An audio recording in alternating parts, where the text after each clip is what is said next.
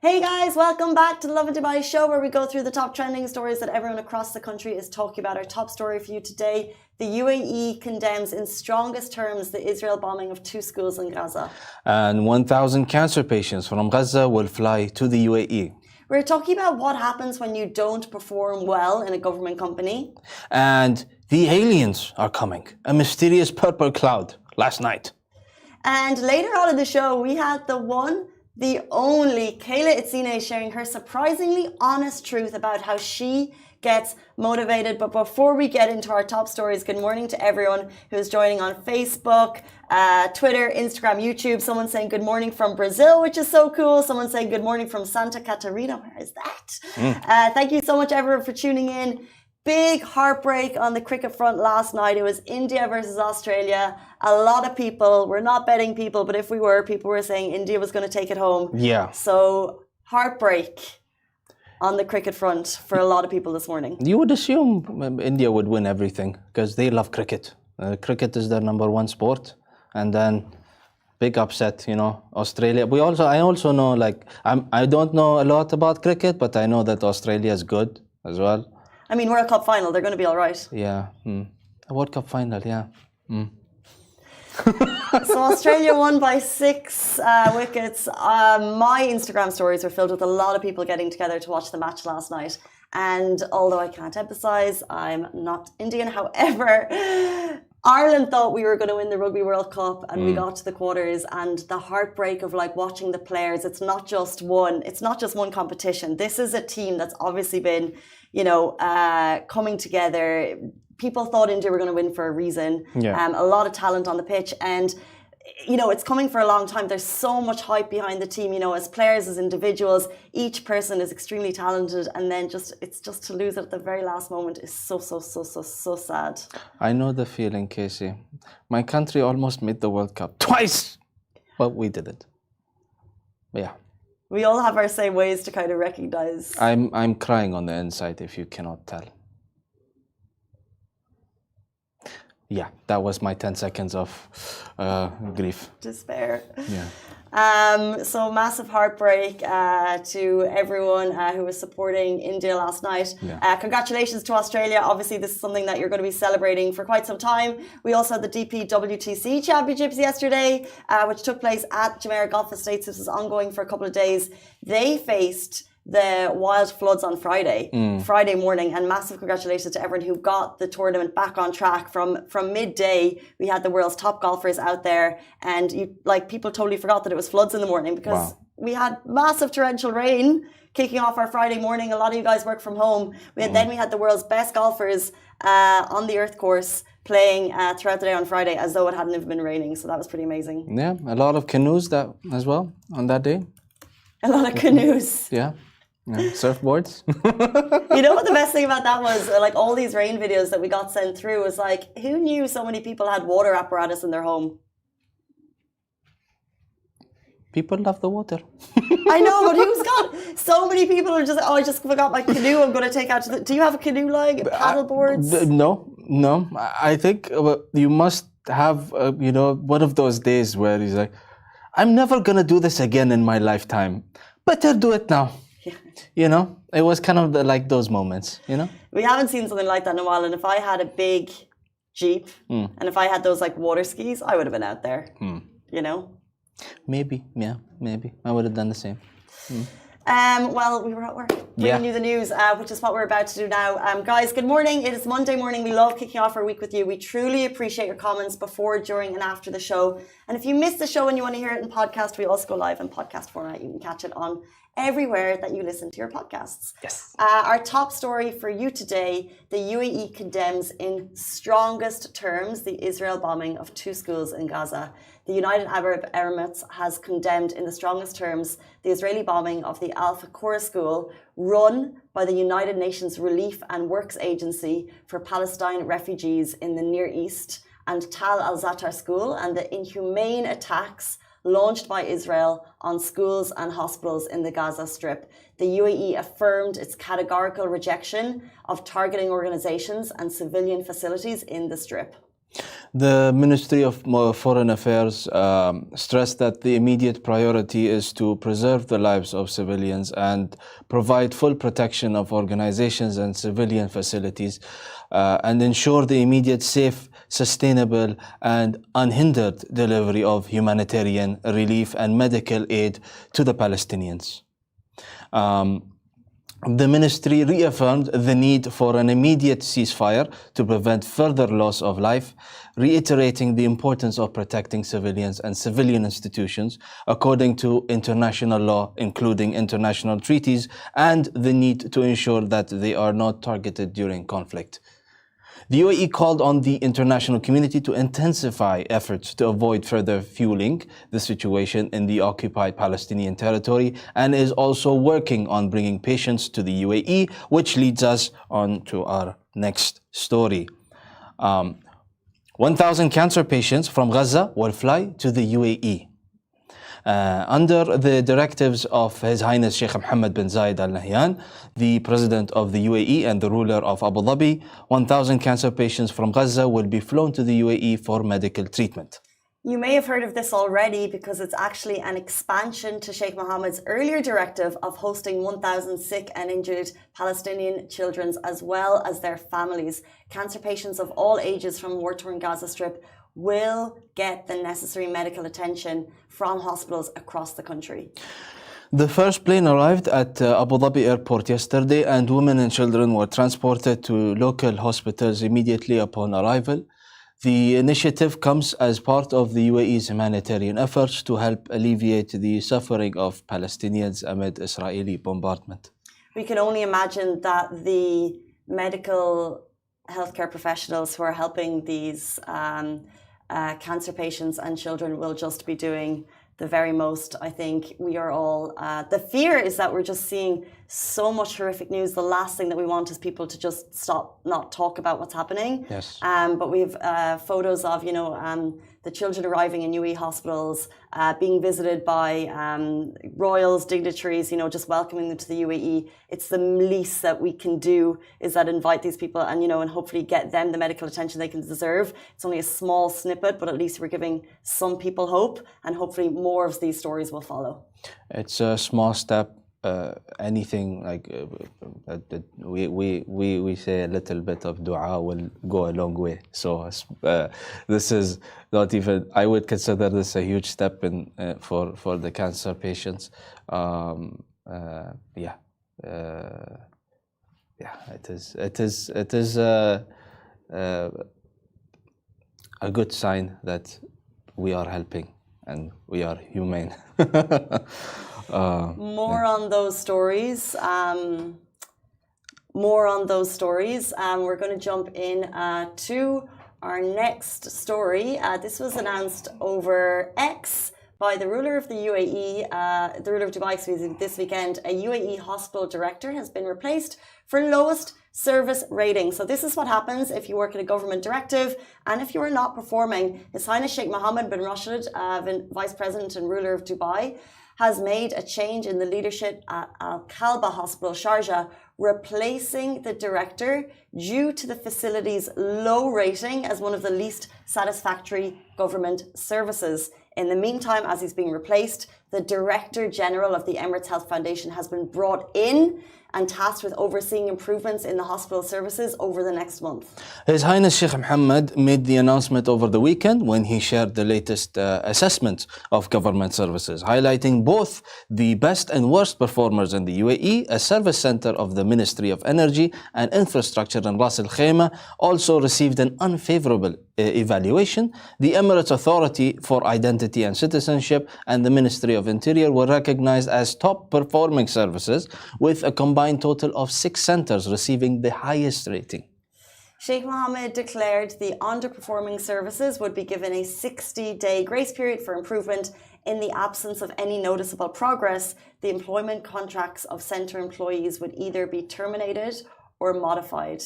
He also emphasised in the tweet that interacting positively with the public on the service channels is a fundamental responsibility of every government official. So every year across the UAE, all government services go through a vigorous rating process. Then you have the top performers, they get praised, and then what they do with the lowest performers is they take out the directors of the lowest performing, and they sometimes even swap it around. So for example, if you've got a diva who's performing consistently well, they may even take the director and put it down into the lower to ensure that all facilities are getting the best hands on deck to ensure that we as people get the best services, which is such an incredible kind of, like, it keeps people on their toes, right? It's been happening for a few years now. That ever since I've been in Dubai, I've always been up to date with what's happening, and they keep us up to date, well informed, and we follow.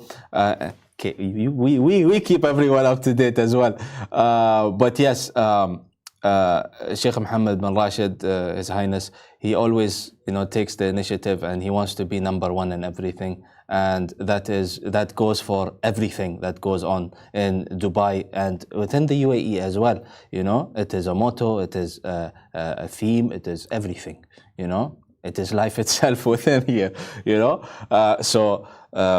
It is like, I'm not shocked or surprised that he's taking these steps to improve facilities and government associations. Yeah, it's so true, actually, because you can say we're going to be the best at everything, and you can have incredible initiatives, and one person could drive that. But how to really enforce it is to have people who are going to help you do those tasks. And I remember it was a long time ago, probably 6-7 years ago now, a video went viral of His Highness visiting a government authority, their office, the workplace, and the office was empty. So the video was the ruler of Dubai walking through an empty office, kind of thinking, and the caption was like, people aren't here. It's whatever o'clock in the morning. People haven't arrived. This does not fly in Dubai. Like, we are consistently ranking as a top place to live and to work. But why is that? It's because we're hard workers. Like, I can guarantee that most of the people watching the show are earning their living and they're working hard to do it. It's not an easy ride here in Dubai, and I think people might see that from the outside because it's so lavish and there's so many trappings that come along with living here. But actually, we're a very hardworking people, and that's led by the leadership here and the focus of where we want to get to. And I think as people, we kind of get behind that, and that's the mindset of the people here as well. Yeah, those Ferraris and Lamborghinis, they don't come. They don't just they don't drop from the sky, or we find it behind the camel. We earned it. We're hardworking people. Yes. Speaking of hardworking people, let's bring you to our next story that lit up the skies this weekend. Yes, people, the aliens are finally coming. No, they're not. They're a mysterious purple cloud last night. There's no aliens coming. I just want to highlight. There's no. It's a joke. These are studio lights. It's a joke. It's a joke. There was a lot of mysterious happenings over the weekend, though. Yeah. Shockers on the pitch. A lot of things. You know the alien song? That one? No? Okay. It would have been great to have the sound effect now. Dubai residents spotted a mysterious purple cloud last night. Now, people in the comment section really interacted with this, and some made a joke about it. To many, this might be a shock, but apparently it was not an alien spaceship, as we have already confirmed. Some people commented that Silicon Central mall lights are possibly lighting up the skies. And now I get that we all love conspiracy theories and we love a good alien story, but I'm kind of leaning towards the Silicon Central mall lights. You're leaning towards that one? Yeah, let's go with the public theory. As you can see beside us, there is an image of the mall, and guess what it has? Purple lights. Good theory, yes? Yes. Although I would have loved for it to be a bat signal, but wouldn't you agree, Casey? Batman in Dubai would be great? What does Batman do in terms of superheroes? Saves the people? Yeah. Saves people, beats... I think the world needs Batman more than Dubai needs Batman. But yeah. Yeah. We all need Batman. Yeah, the world needs Batman. Yeah. So if we go and look into the comment section... The comments were giving. Yeah. Giving as always. Yeah. Some people said it's the Northern Lights seeding. apparently. Let's see. And some said that it's Goku. What's Goku? Goku is from it's an anime. Ah. Yeah. It's basically from Dragon Ball Z. If anybody knows Japanese, I'm not gonna say cartoons because people say cartoons. It's anime. I think so. Like just going through these comments now, I think sometimes it's actually a form of entertainment to hop onto the comments, drop something funny. So like we have here the Middle Eastern lights, the biggest and safest lights in the world. We have a Expo 2020 in the sky, someone suggests. A lot of people saying Batman, Powerpuff Girls in the sky, the Aurora Borealis. I don't want to say it in case it's a curse word. What's that? Don't say it. Oh, I'm glad I held that back. I don't know what that is, but better to not say it. But the reality is, like I've driven through. Sometimes in the distance, you see it's a spotlight, right? It's a new nightclub opening. It's nothing to question. Yeah, people. Some guy said, "Hey, people!" Like he kind of called it out for what it is. Maybe I don't know. He said, "This is just another promo. We're used to it in Dubai." Exactly. Yeah, that makes sense. You know, makes sense. Yeah, so we'll keep them coming because those comments they give us life. It's 8:47 on this Monday morning, and we're going to jump into our interview. We had the one, the only Kayla Itsines on the show. She's coming to Dubai for Dubai Active, but we got to talk to her about how she personally motivates herself for fitness. Now, if you've seen her, she has been in the game. She's the OG of fitness influencers, in my opinion. She started fitness influencing before it was a thing, so she got online and started talking about her fitness journey and how she continues to stay motivated today, despite the fact that she's had 2 kids and she's running a business empire, but yet she's still getting it done every day. And her inspiration is actually very surprising. Do take a listen. Welcome back to the Lovin Dubai show. She is a global fitness sensation and an athlete extraordinaire with a passion for empowering women through fitness. We are the biggest fans, and she's coming to Dubai as part of Dubai Active. Welcome to the show, Kayla Itsines. So thankful to have you on the show. Thank you so much. Thank you for having me, guys. Yeah, I can finally see you. It's set up. This is so cool. I have to tell you, I am a big fan. When I first started my fitness journey, I had the BBG guides. They were literally what got me moving. Amazing. So my first question to you is do you remember your first step into fitness? Those guides weren't around when you started. So what got you going? What got you moving?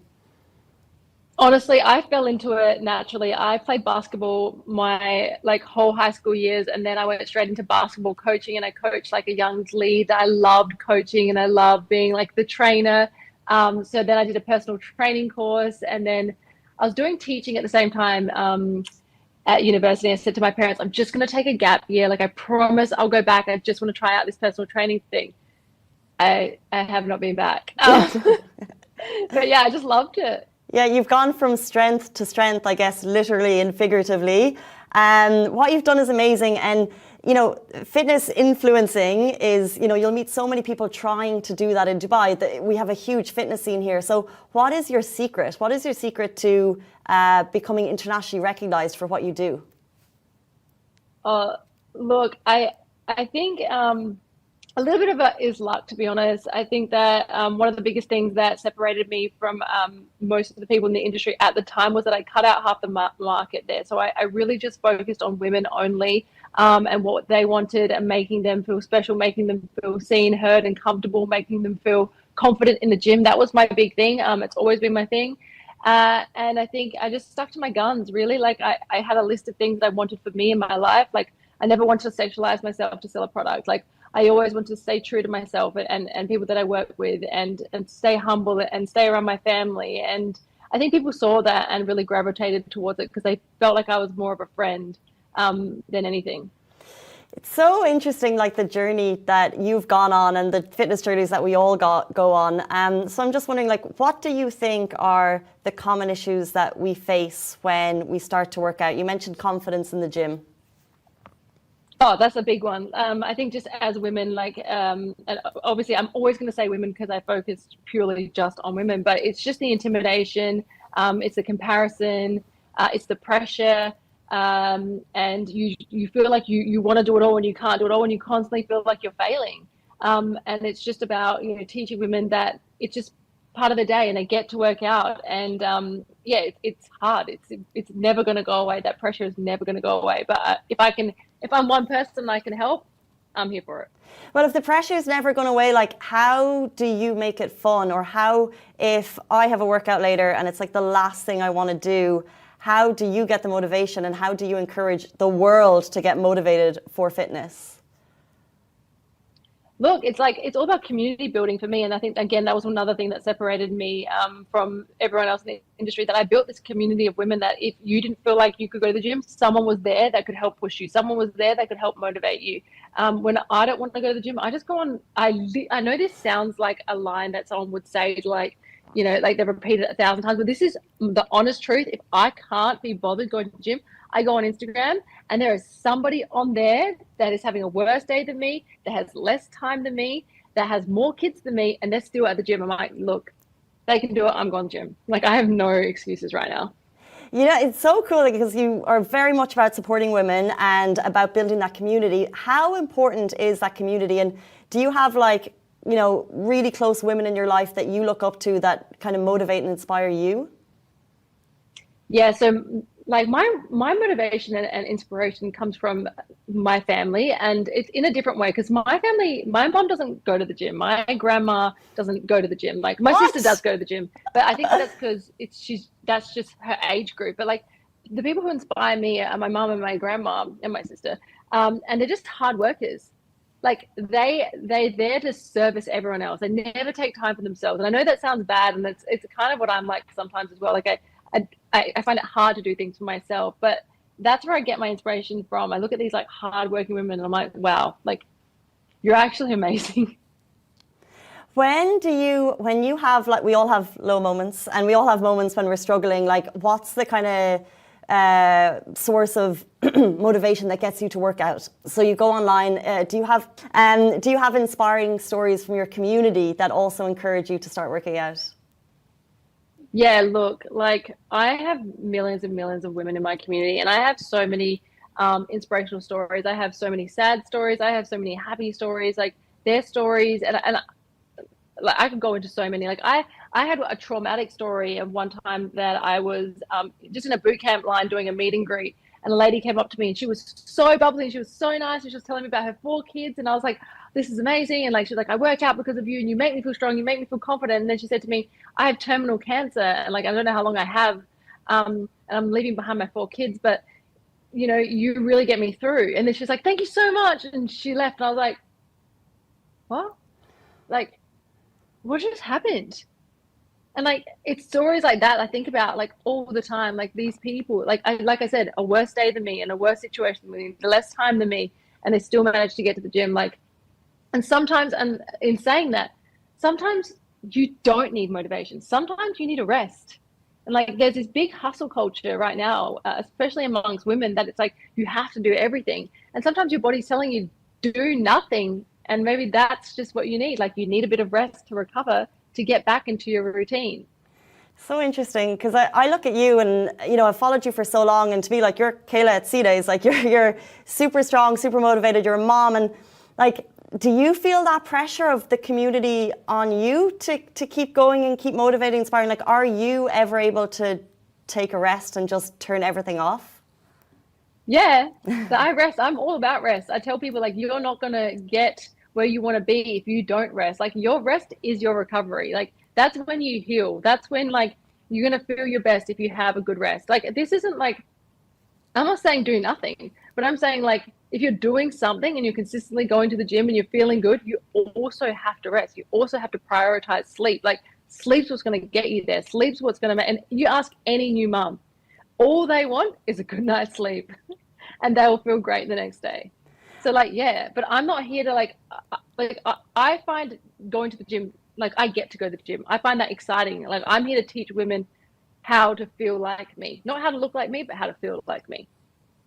And getting back into fitness after you became a mom, like, what was that journey like for you? Kind of like behind the social media lens, like, Were you excited to get back into it because it's just part of who you are, or was there I was struggle so there? excited.